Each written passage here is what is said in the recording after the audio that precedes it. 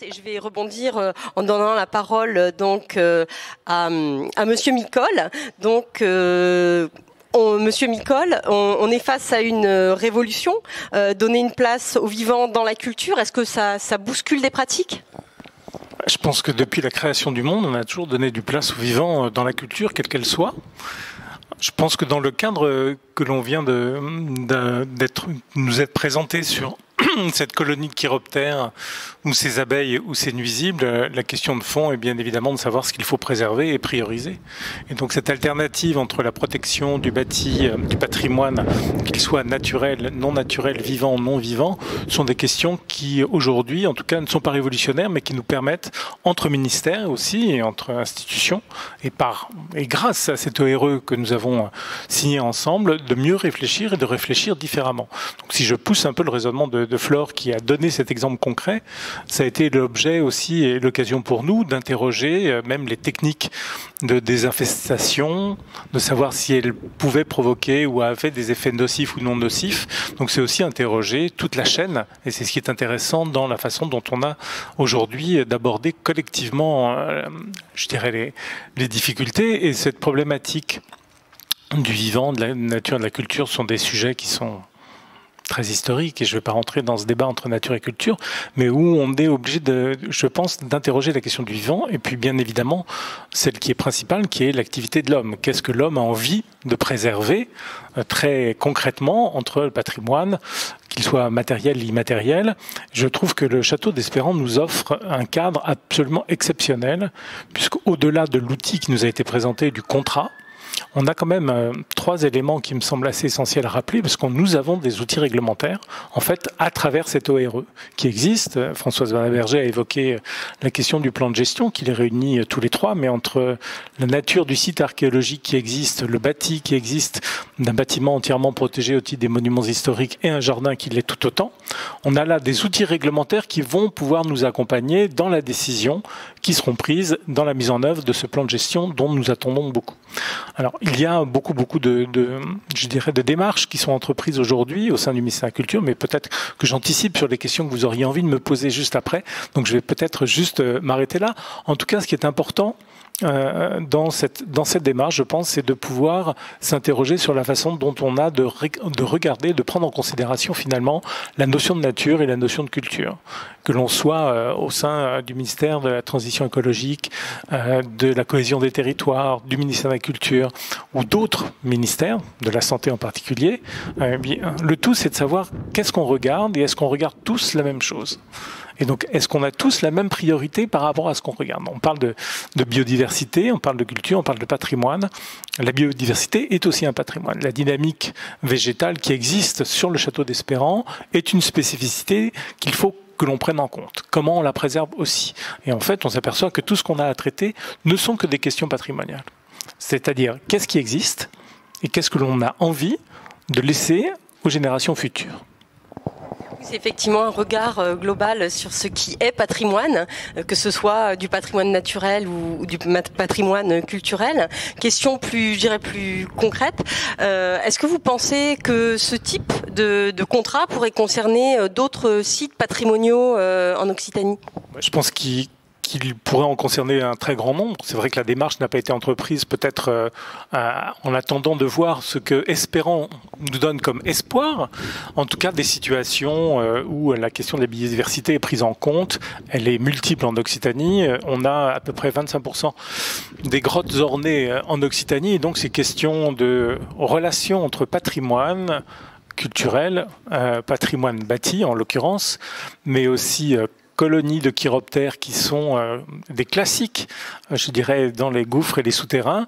On les rencontre de façon quotidienne. On travaille à ce titre de façon très étroite, bien évidemment, avec l'Adréal.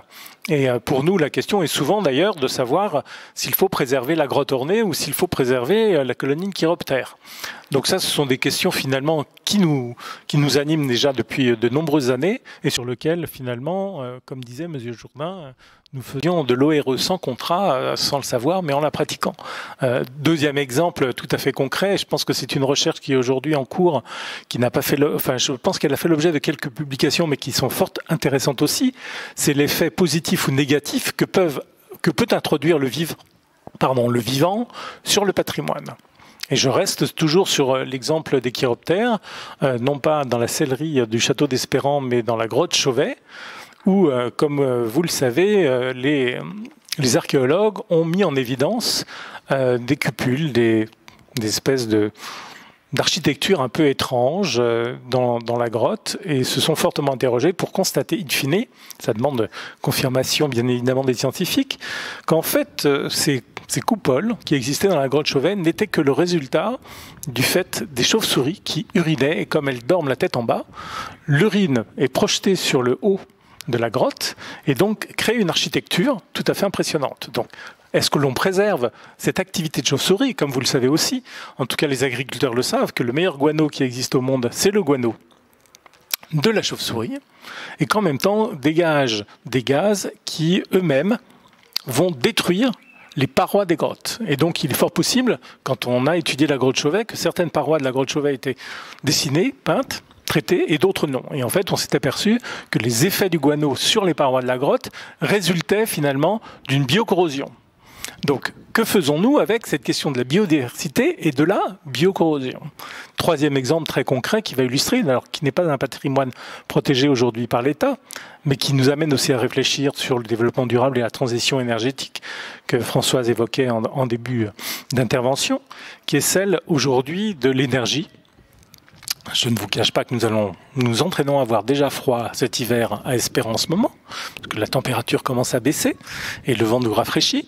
Donc entraînons nos corps à ces pratiques, mais en développant et avec l'objectif également de développer les ressources naturelles via l'éolien en particulier et l'éolien maritime, eh bien tout le monde s'insurge contre ces visions qu'on pourrait avoir d'éolien flottant en mer. Alors ça apportera très certainement de l'énergie. Ça fait parfois peur aux archéologues et à l'archéologie sous-marine sur la destruction aussi du patrimoine maritime et des fonds marins. Mais en même temps, ça devient un peu comme l'ORE, des zones de protection et de conservation pour les corails, pour les bancs de poissons, et qui luttent finalement implicitement contre l'érosion des fonds marins par les chalands et les filets des chalands. Donc on voit que finalement toute construction de l'homme peut amener du bien, du mal. Le tout, comme je le disais tout à l'heure, c'est de savoir de quel côté on se place. Si on se place du côté des bancs de poissons, du corail, il y a finalement un parc éolien flottant, c'est plutôt d'un intérêt. Et si on se part plutôt du côté du pêcheur qui va ou qui ne pourra plus pêcher sur sa zone de pêche, ça devient un handicap. Donc vous voyez, tout dépend de quel côté on se place. Effectivement, c'est une question de regard, un regard peut-être moins particulier et ciblé qu'un regard qui va s'élargir pour considérer l'ensemble du vivant. Et en tout cas, ça nous promet des beaux débats et des questions très intéressantes. Je vous remercie pour votre intervention. Je vais passer la parole à Monsieur Arnaud Martin, donc, qui est président du CEN Occitanie. Comme on l'a dit tout à l'heure, les conservatoires d'espaces naturels sont des contractants d'obligations réelles environnementales. Est-ce que vous pouvez nous dire un petit peu ce que cette ORE-là a d'original pour vous ? Alors, elle a d'original parce qu'elle permet de faire le lien entre nature et culture. Je vais pas reprendre ce qui a été dit. Je voudrais simplement dire que au-delà de l'originalité, il faut regarder qu'est-ce qu'il y a de commun par rapport aux autres ORE. Et pour reprendre le propos de mon collègue de droite, de dire on regarde la même chose en fait, mais on n'a pas les mêmes clés d'interprétation. Et la richesse en fait, c'est d'en discuter et de trouver des solutions en commun. Et donc nous, on arrive avec nos clés d'interprétation. Nous, ce qui nous intéresse, c'est la nature, la protection de la nature. Ça a été le moteur des conservatoires. Ce sont des structures qui sont maintenant anciennes, 30 ans. On signe des documents qui engagent celui qui me suivra et probablement celui qui suivra, celui qui me suivra. Donc on est animé par cette dimension-là. Mais le fond, c'est la conservation de la biodiversité. Qu'est-ce que ça veut dire, la conservation de la biodiversité? Bon, ici, il y a des chauves-souris, elles sont particulières. C'est la plus grande colonie de cette espèce. Elle s'appelle Sérotine, c'est mignon comme nom. Plus grande colonie de France. Mais conserver, ça ne veut pas dire qu'on va vérifier qu'elles sont 654 lundi et 654 le vendredi. C'est pas ça la conservation de la biodiversité. La conservation de la biodiversité, c'est conserver le potentiel du site pour la dynamique de la biodiversité. C'est quoi la biodiversité? Alors je suis prof d'écologie, je peux vous faire 2 heures sur le sujet si vous voulez, mais je vais pas le faire parce que c'est pas très intéressant et puis ça va être ennuyeux pour la plupart des gens. Donc je vais faire un raccourci. La biodiversité, en fait, c'est un truc inventé par la nature pour survivre. D'accord? Pourquoi il y a plein d'espèces d'araignées? Pourquoi il y a plein de trucs dans l'herbe? Là, vous avez marché, il y a plein de... Vous avez même pas remarqué qu'en fait, il y a plusieurs espèces de criquets différents. Vous avez foulé l'herbe, vous avez dit, oh, bah, ça ressemble un petit peu à un stade de foot, il y a une herbe là. Non, non, non, mais il y a 25 espèces différentes au mètre carré, là. À quoi ça sert tout ça? Eh ben, ça sert comme moyen, comme garantie de survivre en cas de problème. Et nous, on est dans la nature, donc on en bénéficie. Évidemment, on a signé une ORE avec Perrier. Il y a la question de l'eau. Alors évidemment, on assure en regardant les publicités que l'eau elle est filtrée par les roches, etc. pendant des millions d'années. Ouais, ok, d'accord. Mais l'essentiel de l'eau, elle est surtout filtrée par les organismes vivants et en particulier les végétaux, mais pas que. Donc la biodiversité, la survie de la nature, elle est importante puisque nous on est dedans. C'est pas seulement une histoire de paysage uniquement vu sous l'idée du patrimoine. C'est un peu vital pour nous. Donc investir dans la conservation de la biodiversité, c'est investir dans la conservation de la survie de la nature. Donc à partir de ce moment-là, c'est assez simple. Ce qui va converger en fait dans nos actions, c'est de dire les conservatoires travaillent avec les gens sur les territoires. Alors, nous, on discute pas, on sait pas parler aux chauves-souris en fait. On sait les compter, c'est difficile. Hein. Et chaque année qui passe, on les compte de mieux en mieux, c'est super, on apprend plus de choses. Donc ça vous donne un peu une idée quand même de notre ignorance. Voilà. Aussi, puisqu'on les compte un peu mieux. Je sais pas, vous comprenez un peu, vous renversez la phrase, ça veut dire, ça donne un peu une idée de notre ignorance. Donc on se débrouille de mieux en mieux, on sait pas parler aux chauves-souris, on sait parler avec les gens. Et puis on trouve des solutions. Et donc on va converger sur certains points. Et après, ben écoutez, tout ce qui nous paraît aller dans le bon sens, on y va. Et puis après, ben voilà, on travaille donc avec des gens. Et donc on est dans un espace de compromis. Dans l'intérêt, puis on va pousser, et le compromis, c'est jamais une histoire de marchand de tapis, c'est-à-dire on va pas céder jusqu'à atteindre 50% de notre objectif. C'est pas ça. C'est de trouver la meilleure solution dans les intérêts des uns et des autres. Et donc, c'est original, mais mais finalement pas tant que ça, puisqu'en fait, pour chaque opération d'ORE, on a cette démarche de regarder, mais de quoi il s'agit, de quoi on parle, comment on peut apporter un peu d'intelligence, qu'est-ce qu'on sait, puisqu'il y a plein de choses qu'on ne sait pas dans la nature en fait. Hein. Qu'est-ce qu'on sait et comment on peut avancer. Et malgré tout, il faut quand même agir, parce que si on est juste là en train de regarder ce qui se passe, ça ne va pas beaucoup nous aider, et ça ne va pas beaucoup aider la biodiversité, et donc ça ne va pas nous aider non plus. Merci. Alors, on voit que tout cela passe par beaucoup d'expérimentation, beaucoup de questions. Ce sont des terrains à défricher en permanence. Hein. Alors, on en a appris un petit peu plus sur cette notion d'ORE avec nos grands témoins. Je vais m'adresser à Monsieur Robert Crost, donc voilà, qui est maire du Grau-du-Roi et président du syndicat mixte de la Camargue gardoise. Est-ce que vous connaissiez vous ce dispositif qui est très récent hein, d'obligation réelle environnementale? Est-ce que ça vous parlait? Alors avant de répondre directement à votre question, le syndicat mixte de la Camargue gardoise, par définition syndicat mixte, c'est un syndicat qui rassemble plusieurs communes d'un territoire. Je salue, comme je l'ai fait tout à l'heure et je le refais, Eddy Valadier, qui est aussi conseiller départemental et maire de Saint-Gilles. Donc Saint-Gilles, le Grau-du-Roi, Aigues-Mortes, Saint-Laurent-des-Gouzes, Le Queslard, Émarques, Beauvoisin, Vauvert, je n'oublie personne. Ces communes rassemblées dans ce périmètre de la Camargue gardoise avec un engagement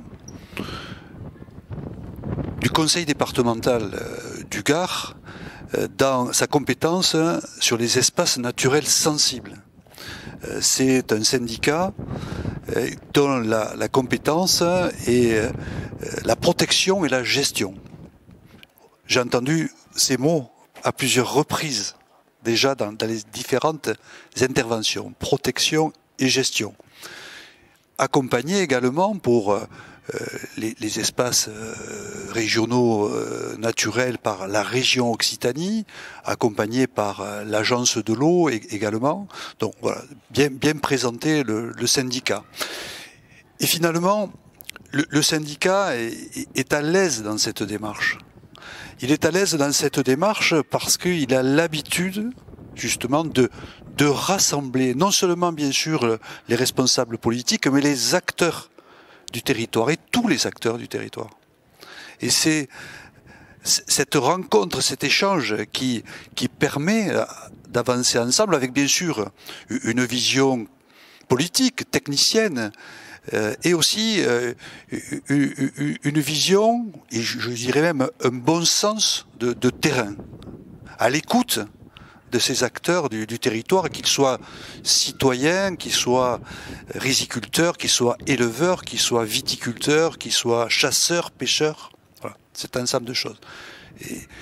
Et ça, cela fait territoire, et je crois que lorsqu'on vient là, ici, pour signer une ORE, on est dans une démarche collective et on répond à une convocation. C'est la convocation de la planète bleue aujourd'hui qui nous demande d'agir ensemble, de réfléchir et d'agir ensemble. Réfléchir, on l'a fait longtemps. Il faudra continuer. Mais d'agir ensemble. Donc c'est pour cela qu'avec le syndicat mixte, et je suis heureux d'être là avec Nicolas Bonton notamment, qui est chef de service au syndicat mixte sur l'aménagement du territoire et qui est très mobilisé sur la question de la gestion de l'eau, et Léa Laferrière qui est spécialisée et qui accompagne le Natura 2000, qui est spécialisé dans Natura 2000. Voilà, on est ravis de venir avec vous, avec ces angles différents, pour accompagner cette démarche essentielle. C'est finalement s'inscrire dans une continuité avec de gestion, d'appréhension de l'espace, et même je dirais presque de travail avec une biodiversité humaine. Vous avez parlé de tous les acteurs avec lesquels vous travaillez, de certaines façons. C'est naturel pour un syndicat mixte, effectivement, d'être dans ce type de démarche. Et finalement, l'obligation réelle environnementale, c'est un nouveau dispositif, mais ça s'inscrit dans cette continuité, comme vous l'avez souligné. Vous, en tant qu'élu, est-ce que, en tant qu'engagé dans cette démarche, est-ce que vous pensez que vous pouvez jouer un rôle d'ambassadeur auprès d'autres élus? Alors, là, vous me tendez la perche, c'est assez drôle, parce que je suis bien sûr, en tant que maire du Grau-du-Roi, engagé au sein de l'Association nationale des élus du littoral, l'ANEL. J'en suis le secrétaire général. Et il se trouve que le 28 et le 29 septembre, j'ai la fierté de recevoir au Grau-du-Roi le congrès des élus des littorales de métropole et d'outre-mer. Nous aurons il y a plus de 300 inscrits à ce jour, et nous aurons la visite de 5 ministres, mobilisés bien sûr sur l'ensemble des sujets de la transition écologique, de la transition énergétique, du logement sur les littoraux et d'autres sujets. Donc, c'est central, je veux dire, dans nos ateliers, on abordera toutes ces questions des énergies renouvelables, et j'ai entendu le lien qu'on pouvait faire avec la protection des milieux marins, mais j'ai vu le petit regard que vous me lanciez tout à l'heure sur cette question, puisque évidemment au Grau-du-Roi nous sommes le premier port de pêche de Méditerranée française, et il y a aussi, comme vous le disiez, des regards quelquefois différents, et donc bien sûr ambassadeur mobilisé sur ces questions à travers notamment cette association des élus du littoral qui sont mobilisés sur de nombreuses questions, mais également sur ces questions de la biodiversité, à la fois dans l'océan, dans l'espace littoral et rétro-littoral, parce que il y a un lien indéfectible entre cet océan, cette mer, l'interface du littoral et le rétro-littoral qui est très riche chez nous, avec les lagunes, les zones humides, les roselières qui sont ici en Camargue gardoise parmi les plus remarquables en population de hérons. Ce sont des milliers d'oiseaux. Donc, et on est finalement dans l'obligation. Il y a cette obligation, je veux dire, justement de protéger, de transmettre ce patrimoine, avec, on en est tous conscients aujourd'hui, des enjeux qui se transforment en défis. Défis qui s'imposent à nous, être vivants. Cet oxygène que nous respirons et qui nous oxyde et qui nous tue à petit feu, et pourtant on ne peut pas s'arrêter de respirer. Merci à vous. Je remercie les grands témoins. Bien sûr, on va continuer de dialoguer, mais je me tourne vers